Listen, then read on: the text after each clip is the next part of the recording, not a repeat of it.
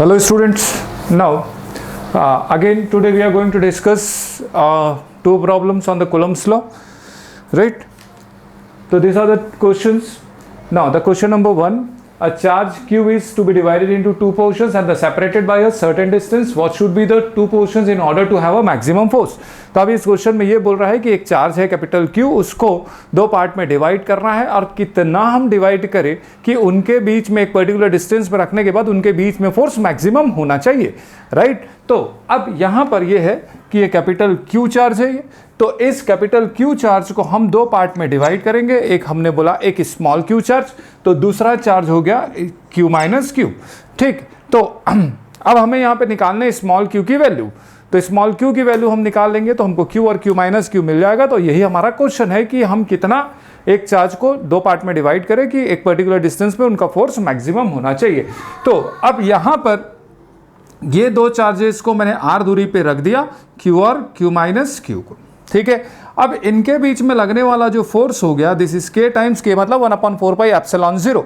अब ठीक है, तो q minus q into q upon r square, ये आपका कोलंबियन फोर्स हो गया, ठीक है? अब ये फोर्स मैक्सिमम होना चाहिए, तो हमको डिफरेंशिएशन मेथड से मैक्सिमम मिनिमा के डिफरेंशिएशन मेथड के एप्लीकेशन से हमको मैक्सिमम मिनिमा का कंसेप्ट मालूम है, जिसमें हम पहला डेरिवेटिव को इक्वल्स टू 0 करेंगे तो वहां से हमको एक वैल्यू मिलेगी और उसके बाद हम मैक्सिमम मिनिमा सेकंड डेरिवेटिव से चेक कर लेंगे, ठीक है? तो अब यहाँ पर हमारा वेरिएबल कौन है? Small q।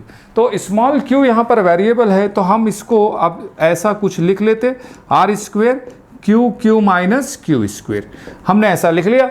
अब यहाँ पर स्मॉल q जो है ये एक वेरिएबल है, तो हमारा जो डिफरेंशिएशन होगा फोर्स का वो स्मॉल q के रिस्पेक्ट पर होगा। तो अब यहाँ पे हम डिफरेंशिएशन करेंगे df बाई dq, तो is equals to k upon r square into q minus 2q, right? तो यहाँ पर q का डिफरेंशिएशन 1 हो गया, q स्क्वेयर का डिफरेंशिएशन 2q हो गया, x पावर n वाला फॉर्म शायद याद होगा आपको, है ना? और ये पहला डिफरेंशिएशन को हम इक्वल्स टू 0 करेंगे, तो यहाँ पर स्मॉल q की वैल्यू q बाई 2 आ जाएगी।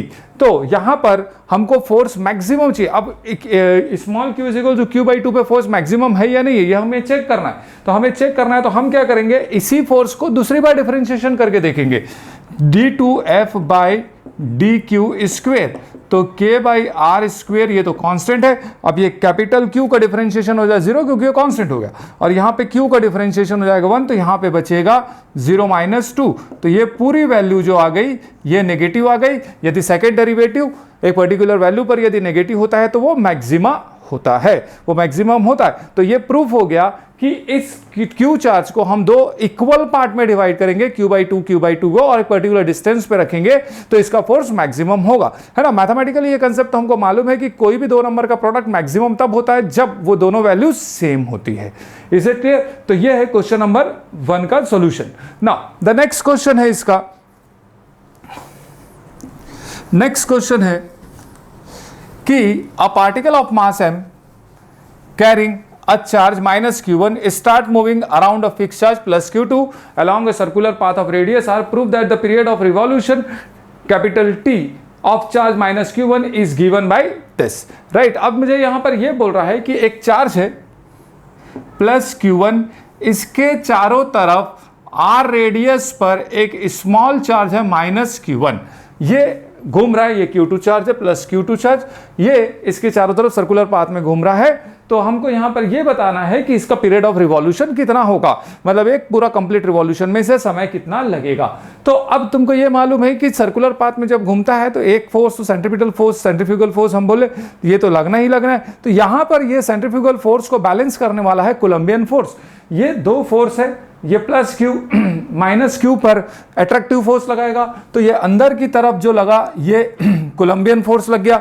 बाहर की तरफ इसको बैलेंस करने के लिए हमने दूसरा फोर्स लगाया, सेंट्रीफ्यूगल फोर्स। तो ये दो फोर्स आपस में एक दूसरे को, मतलब ये फोर्स इसको बैलेंस करेगा, तब ये जाके ये सर्कुलर पाथ में घूमता रहेगा। तो इसलिए अब ये जो सेंट्रीफ्यूगल फोर्स है ये कोलंबियन फोर्स के इक्वल हो गया। अब सेंट्रीफ्यूगल फोर्स हम जानते हैं mv स्क्वायर बाई आर होता है, और ये 1/4 pi epsilon 0 q1 q2 by r square हो गया, ठीक है? तो mv स्क्वायर बाई आर। अब मुझे टाइम पीरियड निकालना है, इसलिए सेंट्रीपिटल फोर्स को मैं एंगुलर वेलोसिटी मतलब ओमेगा के फॉर्म में लिखूंगा।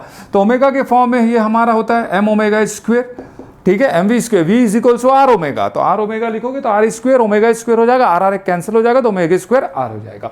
तो this is 1/4 pi epsilon 0 into Q1 Q2 by r square. ठीक है, अब यहाँ पर ये omega square is equals to 1/4 pi epsilon 0 into Q1 Q2 upon m r cube, इतना हो गया। ये आ गया ये ओमेगा स्क्वेयर का वैल्यू। अब ओमेगा हमको कैपिटल टी चाहिए, टाइम पीरियड चाहिए, तो ओमेगा स्क्वेयर कितना होता है 2 पाई बाई टी, तो ओमेगा की जगह में हम लिख लेंगे 2 पाई बाई कैपिटल टी का ये square is equals to 1/4 pi epsilon 0 Q1 Q2 by m r cube, ये लिख लिया हमने। ठीक है, तो ये आ गया 16 pi square upon T is equals to 1/4 pi epsilon 0 Q1 Q2 upon m r cube. तो ये capital T is equals to हो गया 16 पाई, सॉरी ये 4 पाई स्क्वेयर।